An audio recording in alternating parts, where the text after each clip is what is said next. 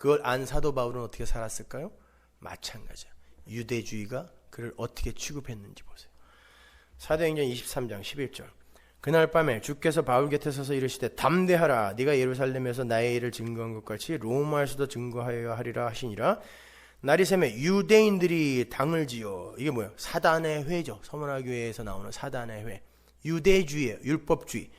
맹세하되 바울을 죽이기 전에는 먹지도 아니하고 마시지도 아니하겠다 하고 이같이 동맹한 자가 40여 명이더라. 사도 바울이 그들에게 뭘 했어요 도대체?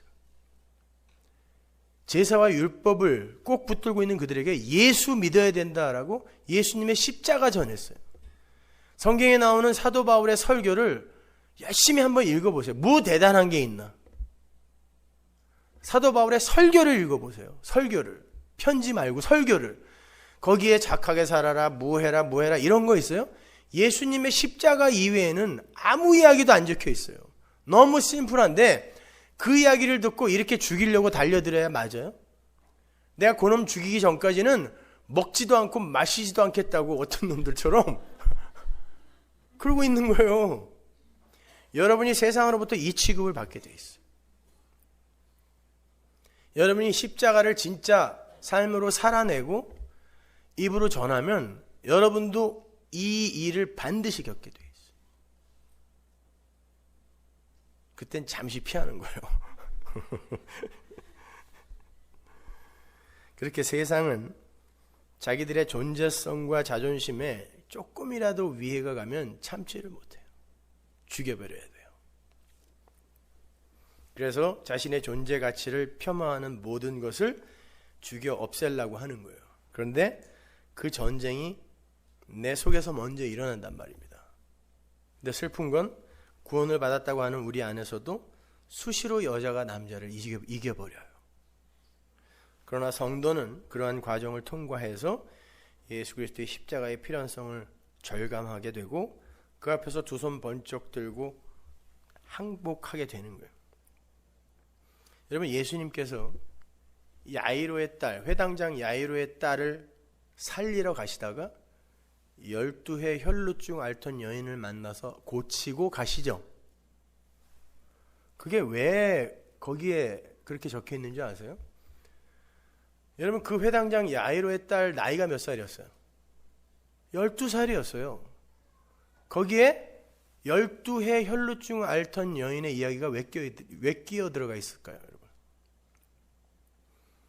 그 위에 혼인, 신랑에 대한 이야기가 나와요. 예수님이 말씀하시거든요. 그리고 그 밑에 두 여자가 나오는데 한 여자는 12년 동안 남자를 한 번도 못 만져본 여자. 왜? 혈루증을 앓는 여인은 부정한 여인이기 때문에 아무도 만져서는 안 돼요. 만지면 부정하게 되기 때문에 그냥 생과부예요, 이 여자는. 그리고 피를 흘리는 동안은 무조건 부정한 죄인이에요. 그러니까 단 한순간도 죄인이 아니었던 적이 없는 여자죠. 율법 아래에서 보면 그 여자가 12년 만에 처음으로 남자의 손을 잡아요. 그게 예수예요. 신랑이에요. 진짜 신랑. 잡고 이 부정함을 예수가, 신랑이 가져가고 이 여자가 예수의 신부로 편입이 되는 거예요. 첫 남자가 되는 거예요. 근데 회당장 야이로의 딸, 히브리 여자는 12살이 되면 그때 시집을 갈 수 있었어요. 최초로 결혼을 할 수 있는 나이, 12살인데 여자애가 죽어 있네요. 얘가 혼인을 한다는 건 예수와 이제 혼인 정령기가 되어서 결혼을 하게 되는 성도의 최종 목적지를 이야기하는 거예요. 그런데 보니까 죽은 자예요. 그 죽은 자가 신랑에 의해 살아나는 거예요. 뭐가 자격이 있어서가 아니에요. 이 죽은 자, 결혼을 하는 이 여자아이, 싱싱한 이 여자아이가 12년을 살았다고 하는데 뭐가 잘나서 여기까지 온 게 아니라 12의 혈루증 앓는 그 여인처럼 하루도 살아있는 적이 없었던 죄인이었다를 보여주는 거예요. 근데 신랑이 두 여자를 일으켜 세워서 신부로 맞아들이는 게 구원이란 말입니다. 그게 사는 거예요. 그걸 영생이라고 하는 거예요. 그런데 이 이야기가 어디 붙어 있냐면 예수님이 세리 마태를 구원하시고 제자로 부르시고 죄인들과 밥을 먹었어요. 그랬더니 유대인들이 와서, 서기관들 바리새인들이 와서 왜 금식하지 않고 밥 먹냐고 따지는 데에다가 붙여놓은 거예요. 이 에피소드가.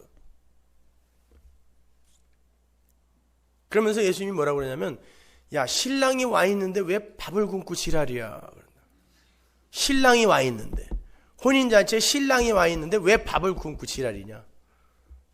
그러면서 무슨 이야기를 하냐면, 낡은 옷에 생배 조각을 누가 대니? 찢어진다. 낡은 부대에 어떻게 새 포도주를 넣니? 찢어진다. 이게 무슨 얘기냐면, 여러분, 낡은 옷에 누가 새 생배를 대요. 거기서 낡다라는 건 너무 너덜너덜해서 못 입는 옷이 아니라, 옛날에는 합성수지가 없었기 때문에 빨고 빨아서 이제 줄지도 않고 늘지도 않는 상태를 낡은 옷이라 그래요. 고정화된 유대주의를 이야기해요. 율법주의. 그건 어떤 것도 수용할 수 없어요. 율법과 제사, 그 틀 안에서만 모든 걸 이해해야 돼. 이게 선악 구조거든요.